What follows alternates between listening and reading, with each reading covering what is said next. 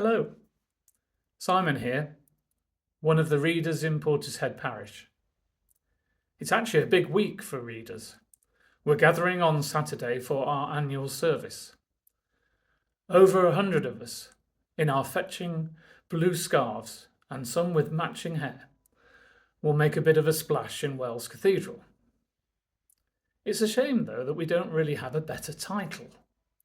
In some places, we're known as licensed lay ministers, which is more descriptive, as we are lay people, not clergy, and we are licensed by the bishop. But it doesn't really trip off the tongue, particularly if we shorten it to LLM. We're called to teach, to lead, and to enable. We're called to bring our experience of the world into church and our experience of church into the world. I wonder if any of you can come up with a better title for us. Recently, I came across a photo that really caught my attention. It was of a defibrillator, but this was on the wall of a mosque, and the plaque contained a verse from the Quran.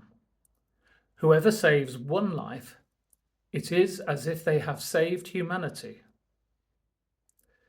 Naturally, I hot-footed it down to St Nicholas, one of our two churches here in Portishead, as I knew there's a defibrillator there. What Bible verse might be inscribed on that one? I arrived full of hope, but sadly there isn't a verse on the defib. So a challenge. What Bible reference would you put on it? Now, while you think on that, I did notice that the defib was placed there thanks to the Lions organisation. It's good to pause for a moment and thank God for the many community groups that do so much good locally and, of course, further afield. As well as the Lions, which groups come to your mind? Maybe Portishead in Bloom, the Lifeboat, Turn the Tide, Portishead Porters, Martha's Kitchen, the Food Bank, uniformed organisations for the young, sports clubs, British Legion, Christmas lights, and so on and so on. It was easy to compile that list, and apologies if you've been missed out. If you are a hard-pressed volunteer, it is tempting to say, why don't they do more?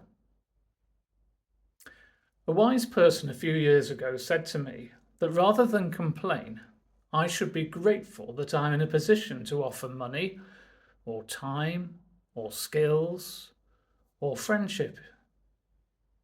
Wise words indeed. I do have a verse for this. Do not withhold good from those to whom it is due when it is in your power to act. That's from Proverbs 3, if you'd like to look it up. Now, if you would really like a scriptural challenge, as you go about your daily business or take a walk, can you find some Bible verses or stories or people to go with the things you pass? For example, you might think of Samson as you go past or even into a gym. Or as you go past one of our voluntary organisations, how about, for I know the plans I have for you, declares the Lord, plans for welfare and not for evil, to give you a future and a hope. That's Jeremiah 29. It's a good game, this. Let me know how you get on, especially if you're being creative. Now, this week also sees the anniversary day to think about St. Francis of Assisi. His teachings on simple living, the environment, and peace have stood the test of time. They're approximately 800 years old, and we probably need them more than ever. A saying attributed to Francis, which I really like, is, preach the gospel at all times, and if necessary, use words. It's a reminder to preachers and teachers, and even those doing thought for the day, that it's much easier to quote wise words than necessarily to live them out. It's also a reminder of how dangerous hypocrisy can be. We live in a society where we build people up very quickly, only then to take them down when they do things which highlight their flaws. Of course, sometimes people do things much worse than the word flaw, but we have to be careful not to apply double standards.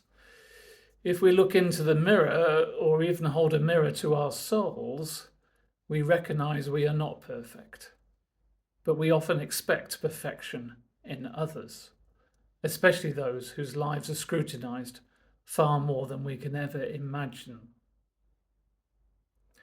Now, sadly, we have no evidence that Francis actually said, preach the gospel at all times, and if necessary, use words.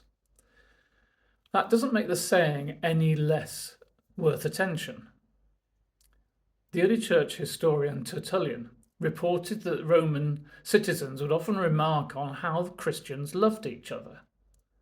And of course, it's not just about loving each other in the church.